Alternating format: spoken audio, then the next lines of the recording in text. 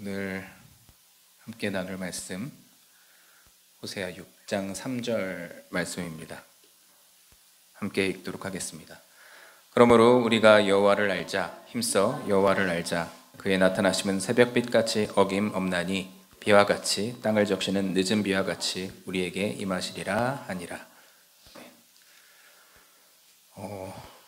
오늘 설교는 좀 가벼운 내용으로 준비를 해봤습니다. 그래서 설교 내용에 제 개인적인 생각과 경험이라든지 잡학이라든지 그런 것들이 좀 포함이 되어 있습니다.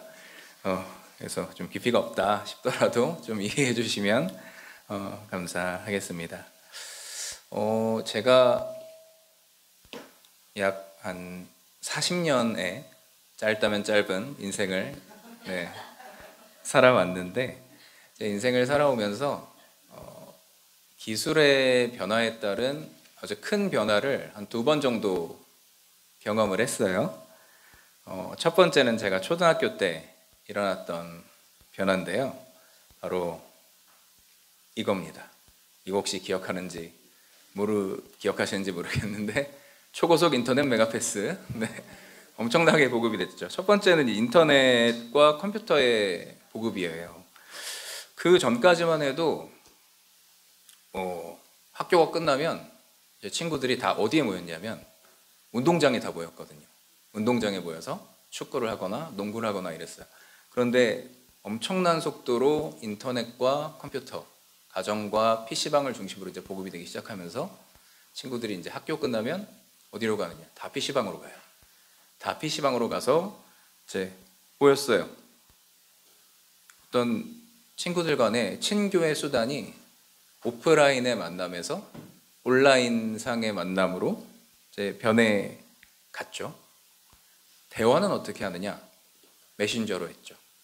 버디버디로 대화를 하고, 지니, 이런 네이트온, 이런 것들로 이제 대화를 하기 시작했고, SNS가 막 그때 시작됐죠. 다들 이제 싸이월드 하면서 매일 파도 타기 하고, 그런 것들을 매일 했죠. 인스타그램도 하고 페이스북도 하고 오늘날에 그거랑 비슷한 SNS죠. 또 그 다음에 큰 변화가 제가 대학생 때 일어났어요. 그게 바로 이거죠. 이게 아이폰 3GS입니다. 이게 처음 제 대학생 때 한국에 이제 들어오기 시작했어요. 스마트폰 시대가 열린 거죠. 사람과 사람의 친교 수단이 처음엔 오프라인 만남에만 한정돼 있다가 온라인으로 옮겨가고, 또 컴퓨터 화면에서 손바닥만한 터치 스크린으로 소통의 수단이 변화하기 시작했어요. 이제 사람들은 카카오톡으로 소통하고 인스타그램의 DM으로 소통하고 이런 식으로 소통을 하고 있죠. 이런 기술적인 변화는 필연적으로 어떤 산업체계 변화도 가져오게 됩니다. 이런 큰 변화 이전에 있던 사회, 제조업 중심의 사회를 저희는 산업화 시대, 산업화 사회다 이렇게 얘기를 했고, 이런 엄청난 변화가 있고 나서 그 다음을 이제 정보화 시대라고 우리는 불렀죠. 사회 대부분의 일들이 어떤 정보를 기반으로 돌아가기 시작했어요. 모든 일이 컴퓨터를 통해서 이루어지니까 지금은 컴퓨터를 못하면 사실상 취업이 어렵죠. 취업이 어려워요. 자, 그리고 2020년대에 들어서면서 우리 사회에 또 하나의 커다란 변화가 일어나기 시작했습니다. 그게 뭘까요? AI 시대가 이제 시작이 됐습니다. 그리고 AI 시대의 변화 속도는 정보화 시대 때의 변화 속도보다 훨씬 빠릅니다. 이미 노동시장에서 변화가 나타나고 있어요. 2025년에 마이크로소프트에서 10,000명에 달하는 직원을 해고했다고 해요. 그런데 마이크로소프트가 어떤 재무적인 위기가 와서 정리해고를 했느냐? 그게 아니고요. 노동자들이 하던 일을 AI가 대체할 수 있게 됐어요. 더 이상 사람을 채용할 필요가 없어졌어요. 그러니까 고용할 이유가 없죠.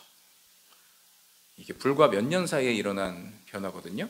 그리고 2022년 기준으로 AI 기업들이 한 달에 평균적으로 약 3,000명의 개발자를 채용했대요. 그런데 지금은 몇 명을 뽑을까요? 0명입니다. 안 뽑아요. 신규 개발자를 채용하지 않습니다. 왜냐하면 애지간한 쉬운 업무들은 AI로 다 할 수 있거든요. 제가 불과 어제 러버블이라는 서비스가 있어요. 코딩을 해주는 서비스거든요. 거기 한번 들어가 봤어요. 요새 실리콘밸리의 초등학생들은 그걸로 코딩을 한다 하더라고요. 초등학생이 아니죠. 유치원생들이 러버블이라는 서비스로 코딩 연습을 한대요. 들어가 봤어요. 그래서 한번 제가 명령을 내려왔죠. 그 친구한테. 저희가 예전에 했었던 벽돌 깨기 게임 혹시 기억하세요? 벽돌 깨기 게임. 벽돌 깨기 게임을 그림을 꽃 모양으로 해서 만들어줘 하고 제가 그냥 한글로, 영어로 하지도 않았어요. 한글로 명령을 내렸는데 2분 만에 그럴듯한 게임이 만들어지더라고요. 코딩을 단 한 번도 해보지 않았던 제가 손댔는데 그렇게 되는 거예요. 정말 엄청난 변화들이 일어나고 있습니다. 저희가 예측할 수 없는 속도로 변화가 일어나고 있어요. 제가 최근에 한 창업 전문가가 쓴 책을 선물을 받았어요. 특이점 인사이드라는 책인데 그 창업 전문가가 바로 제 친구입니다. 제 친구가 선물을 해줬어요. 지금 교보문고에도 판매하고 있습니다. 네, 보시면 그 책을 보면은 앞으로 노동시장 변화가 어떻게 일어날지 좀 예측을 해놨는데 2027년까지 불과 얼마 남았죠? 2027년까지 사무직 업무의 약 30%는 AI 자동화로 이루어지거나 AI 업무를 보조하는 형태로 변화될 것이다 라고 예상을 했고요. 또 2030년까지 제조업은 로봇 기반의 자동화가 확산되면서 약 9,200만 개의 일자리가 AI로 대체될 거다라고 예상을 했습니다. 얼마 안 남았어요. 불과 5년, 4년 이 정도만 남은 거죠. 그러니까 우리 청소년들이 사회에 나올 때 사람이 아니라 AI랑 경쟁해야 되는 그런 시대가 됐어요. 굉장히 무서운 이야기죠. 책 많이 읽어야 돼요, 여러분. 책을 많이 읽어야 돼. 네. AI랑 대화하는 방법을 익혀야 돼요. 네, 굉장히 무서운 이야기인데 이 상황에서 저의 관심사가 무엇이었을까요? 과연 내 직업은 살아남을까? 과연 내 직업은 살아남을까? 하는 것이 제 관심사였어요. 제가 지금 회사에서 하는 일은 뭐 고민할 필요도 없어요. 반드시 대체되게 돼 있습니다. 반드시 대체가 돼요. 그럼 저의 또 다른 영역, 이 사역자의 영역은 과연 AI로 대체가 될까? 라는 고민이 생겼죠. 최근에 봤던 유튜브에서 카이스트의 AI 전문가 김대식 교수님이란 분이 나오셨어요. 그래서 막 인터뷰를 하시는데 앞으로 대체되기 어려운 직업들이 뭐가 있느냐 질문을 받으니까 철학적으로 대체되기 어려운 직업들, 예를 들면 그분은 이제 신부님을 얘기하셨어요. 그러니까 종교인이나 판사나 의사 같은 직업들은 대체되기가 어려울 것이다 라고 얘기를 하더라고요. 제작론님과 저한테는 이제 아주 좋은 길인데 대체가 어려울 거다라고 보시더라고요. 저는 가슴을 이렇게 쓸어내렸죠. 그런데 최근 들어서 저는 과연 사역자가 인공지능으로 대체가 안 될까라는 고민이 생겼어요. 이 질문에 대해서 다시 한번 깊게 생각을 해보게 됐어요. 왜냐하면 소위 전문가들의 예측이라는 게 항상 들어맞는 게 아니었거든요. 여기 표를 한번 보시면 이게 뭐냐면 2017년에 약 한 10년 전에 한국고용정보원에서 예측한 내용인데 인공지능으로 인해서 대체될 가능성이 높은 직업, 대체될 가능성이 낮은 직업이에요. 여기 보시면 대체 비율이 높은 직업으로 뭐 청소원, 주방보조원, 매표원 이런 것들이 있는데 대체 비율이 낮은 직업, 회계사, 항공기조종사, 투자신용분석가, 자산운용가, 변호사 이런 것들이 나와 있죠.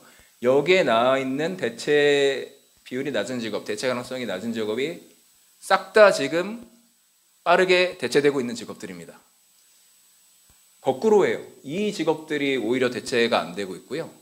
이 직업들이 지금 빠르게 대체가 되고 있죠. 저도 설교를 준비하면서 사실 챗 GPT를 많이 활용을 합니다. 근데 쓰면 쓸수록 이런 생각이 들어요. 과연 내가 챗 GPT에 대체되지 않을 수 있을까? 근데 생각할수록 대체될 수 있을 것 같아요. 그렇게 생각하게 된 근거가 몇 가지 있는데요. 첫 번째는 챗 GPT가 저보다 많이 알아요. 저보다 많이 알아요. 예전에는 목사님들이 설교를 준비하실 때 어떻게 준비를 했냐면 성경 분석 프로그램을 깔았어요.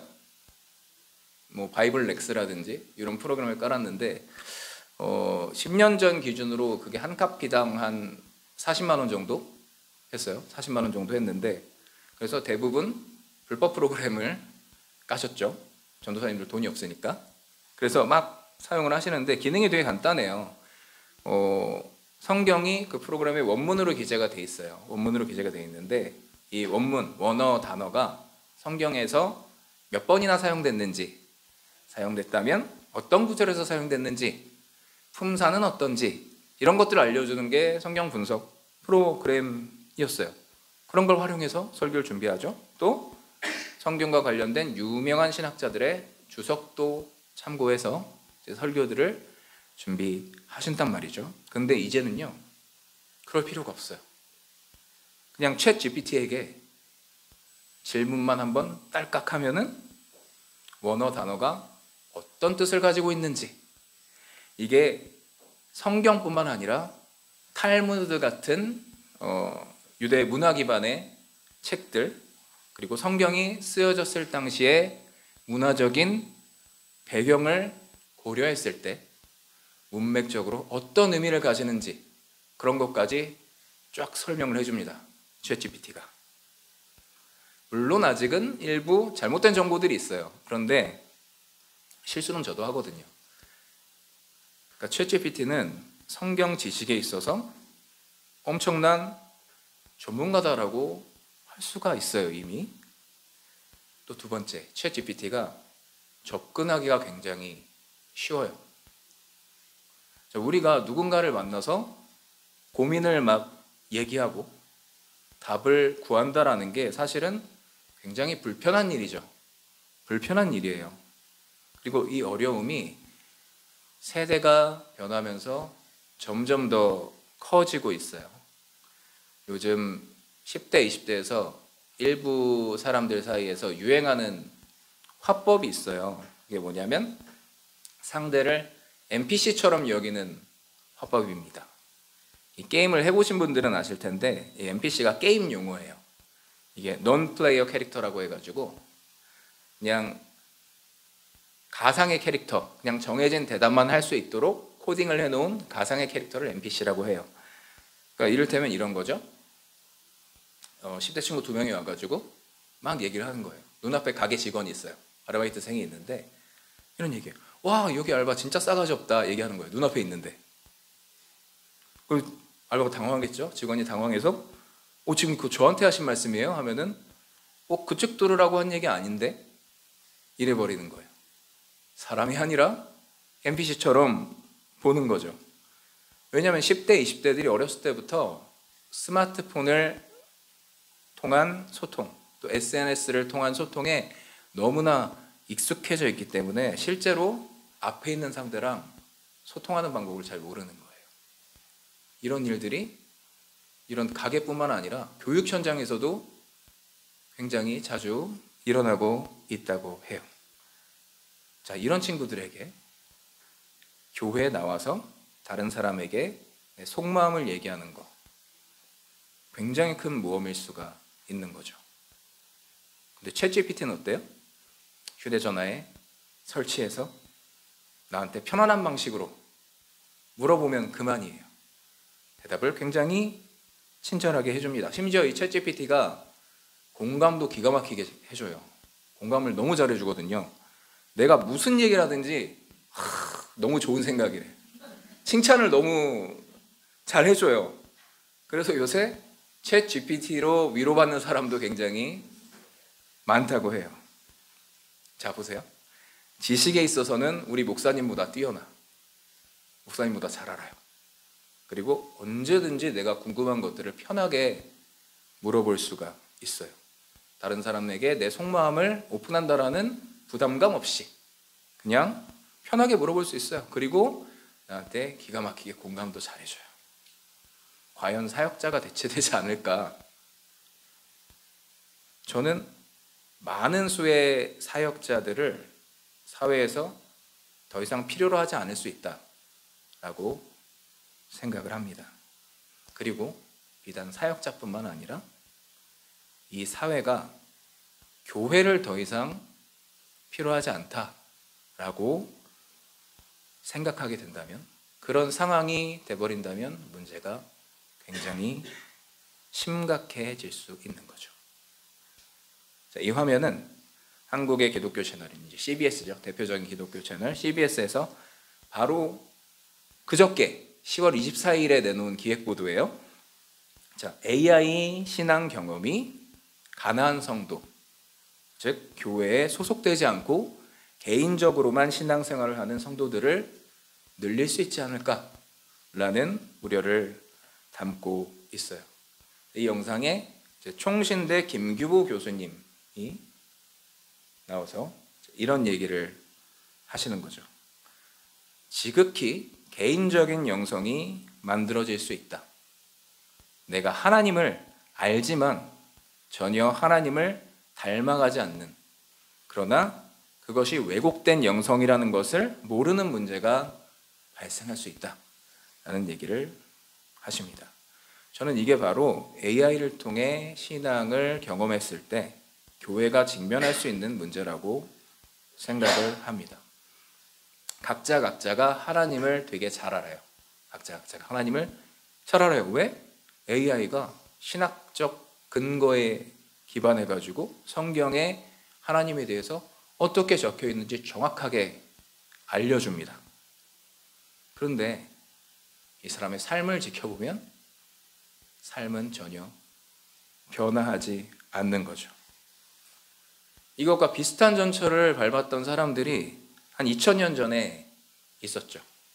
당시에 유대인들의 영적 지도자라고 여겨졌던 바리새인들, 그리고 서기관들이죠. 자, 이 사람들의 율법에 대한 지식은 정말 대단했어요. 율법을 외우는 것도 잘했고요. 단순히 외우는 데만 그치는 것이 아니라 율법을 해석하고 사례적으로 적용하는 데에도 굉장히 능통했습니다. 그리고 이 사람들은 히브리어뿐만 아니라 아람어라든지 헬라어라든지 당시의 모든 사람들이 필요로 했던 언어들, 이 언어들에도 굉장히 능통한, 익숙한 사람들이었어요. 당대의 지식인들, 아마도 이 시대의 챗GPT와 같은 사람들이다라고 할 수 있었겠죠. 그런데 하나님의 말씀인 율법을 누구보다 잘 아는 이 사람들의 삶은 전혀 하나님을 닮지 않았었어요. 이들에게 예수님께서 이렇게 말씀하세요. 이 사람들은 말만 하고 행하지 않는다.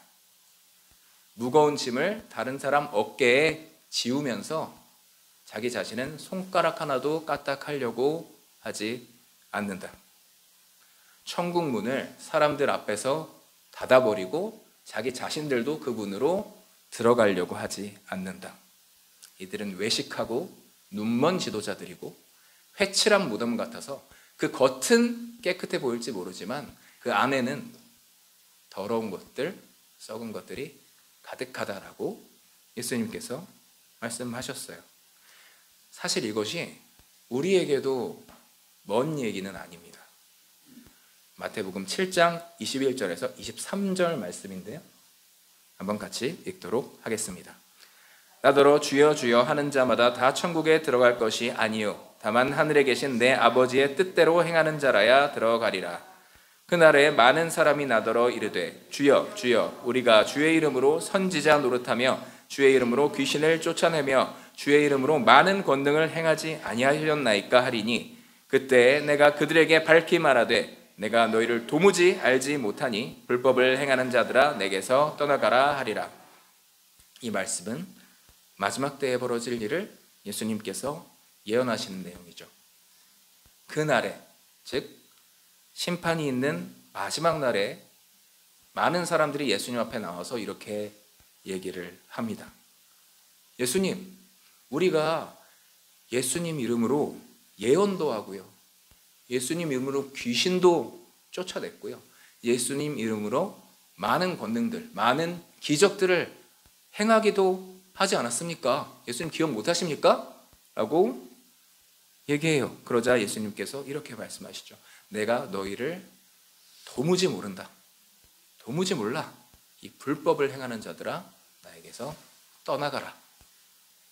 이 사람들은요, 바리새인도 아니고요, 서기관들도 아니에요. 예수님을 따른다고 했던 사람들이에요. 바로 우리와 같은 사람들. 평생 예수님을 따르겠습니다 하고 말하던 사람들인데 이 사람들에게 예수님께서 냉정하게 말씀하시는 거예요. 난 너희 모른다. 이 상황을 상상해 보면 정말 소름 돋고 두려운 상황이죠. 예수님께서 다시 오신다 했을 때 이 사람들이 얼마나 기뻤겠어요. 너무 기뻤어요.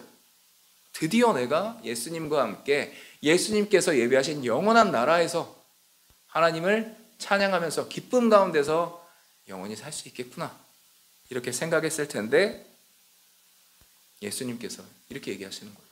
난 너희 몰라. 난 너희를 도무지 몰라. 어떻게 이런 끔찍한 일이 벌어질 수 있었을까요? 바리새인이나 서기관들, 그리고 이 마지막 날에 외면당하는 이 사람들 사이에 어떤 공통점이 있었을까요? 그것은 이들이 하나님을 알지 못했다는 것입니다. 이게 무슨 말이에요? 바리새인이랑 서기관들은 누구보다 율법에 능통한 사람들이었잖아요. 그리고 여기 나온 사람들은 평생 예수님을 따르겠다고 한 사람들이에요. 성경을 몇 독했을지 몰라요. 정말 열심히 읽었을 거예요. 그런데 하나님을 모른대요. 하나님을 몰라요. 이들에게 하나님을 아는 지식은 있었을지 모르겠지만 정작 하나님은 알지를 못했다라는 거죠. 오늘 본문 말씀을 다시 한번 보도록 하겠습니다. 자, 호세아가 얘기합니다. 그러므로 우리가 여호와를 알자.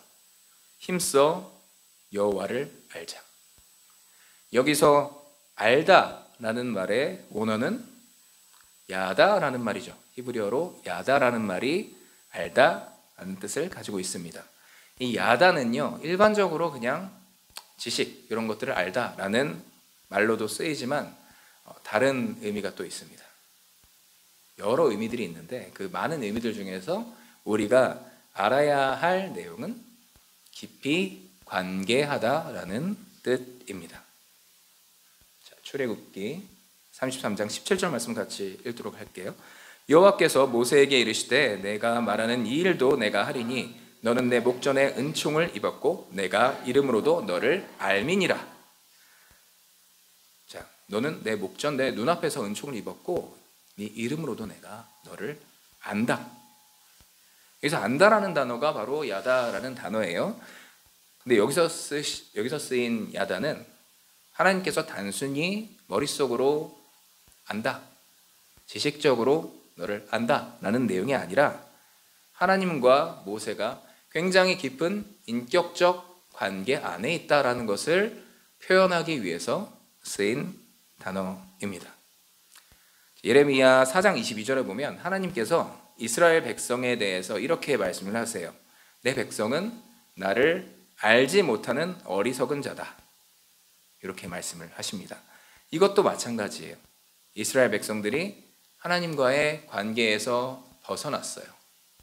하나님에게서 멀어졌고 하나님이 아닌 다른 신들을 섬기기 시작했죠. 그 지경에 있다라는 부분을 하나님께서 말씀하시는 것이 바로 예레미야 4장 22절이에요. 자, 호세아가 얘기했던 우리가 여호와를 알자라는 말은 단순히 율법을 익히자, 그리고 하나님에 대한 지식을 알자, 지식을 쌓자라는 것이 아니라 우리가 하나님과의 인격적인 교류를 회복하자. 그래서 하나님과 우리의 깊은 관계를 형성하자라는 것을 말하는 구절입니다. AI를 통해서 하나님에 대한 지식을 쌓는 것은 굉장히 편리합니다. 그리고 어쩌면 그것이 하나님에 대한 지식에 더 정확하고 빠르게 접근할 수 있는 굉장히 좋은 수단이 될 수 있다고 생각합니다. 하지만 문제는 그런 방식의 신앙생활에 익숙해지고 나아가 우리 신앙생활이 그런 방법에 매몰될 지경에 이르면 성경의 가장 핵심적인 가치를 우리가 놓칠 수도 있다는 점이죠. 그것은 바로 우리가 하나님을 사랑하고 이웃을 사랑해야 한다는 것입니다.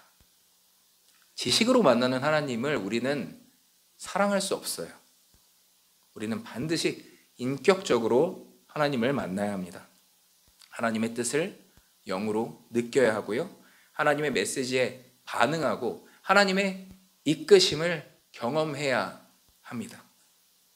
그것을 경험하지 못한 신앙은 물이 없는 곳에 심겨진 나무와 똑같습니다. 복 있는 사람은 시냇가에 심은 나무가 철을 따라 열매를 맺으며 그 잎사귀가 마르지 아니함과 같다라고 했습니다. 하나님과의 관계, 성령님과의 관계가 잘 이루어지는 사람은 나무가 시냇가에 심겨져서 물을 잘 흡수하는 것처럼 성령님을 삶에 가득 채웁니다. 그리고 성령의 열매를 맺습니다. 저는 여러분이 AI를 적극적으로 사용하는 것을 권장합니다. 적극적으로 사용하시길 바라요. 그리고 굳이 제가 권하지 않더라도 30년 전에 컴퓨터를 사용하지 않던 우리가 지금 너무나도 능숙하게 컴퓨터를 사용하는 것처럼 20년 전에 스마트폰을 모르던 우리가 지금 스마트폰 없이 살아갈 수 없는 것처럼 우리 삶 속에 AI가 들어올 겁니다. 그리고 우리는 AI에 익숙해질 거예요. 하지만 AI의 편리함에 기대서 하나님과의 관계에 소홀해지는 함정에 빠진다면 우리의 신앙생활은 굉장히 큰 위기에 빠질 수도 있습니다. 여러분, 우리의 믿음은 행함으로 완성이 됩니다. 야고보서에서 야고보는 이렇게 얘기를 합니다. 너희는 말씀을 행하는 자가 되고 듣기만 해서 자신을 속이는 자가 되지 말아라. 야고보는 이렇게 얘기를 해요. 말씀을 듣기만 하고 행하지 않는 사람은 거울만 들여다보고 있는 사람과 똑같다라고 얘기를 합니다. 그 사람은 거울을 볼 때는 대충 내 모습이 어떤 모습인지 알아요. 그 시절의 거울은 지금처럼 깨끗하지가 않았죠. 대충 아는 거예요, 나의 모습을. 그런데 그 사람이 거울에서 눈을 떼면 순식간에 내 모습이 어떤 모습이었는지 곧 잊어버린다는 거예요. 그럼 말씀을 잊어버리지 않는 사람은 어떤 사람이겠어요? 말씀대로 행한다면 자기의 모습을, 말씀을 잊어버리지 않는다는 거예요. 말씀대로 행하고 그 말씀을 내 것으로 만드는 사람. 그 사람은 사람을 자유롭게 하는 하나님의 법을 온전하게 볼 수 있는 사람이다 라고 야고보가 이야기를 합니다.